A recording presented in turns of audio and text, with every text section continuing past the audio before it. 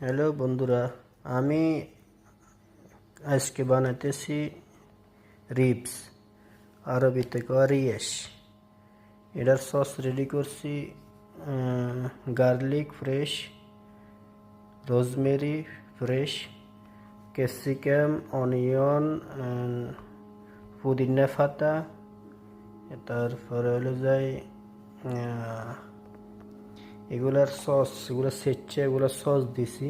তারপরে এখানে ব্যবহার করুন ব্ল্যাক পেপার, হোয়াইট পেপার, তারপরে সল্ট, তারপরে ব্যবহার করুন হলে যাই পাপরিকা পাউডার।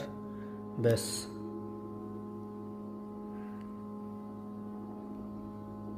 এই যে এটা হলো পাপরিকা পাউডার,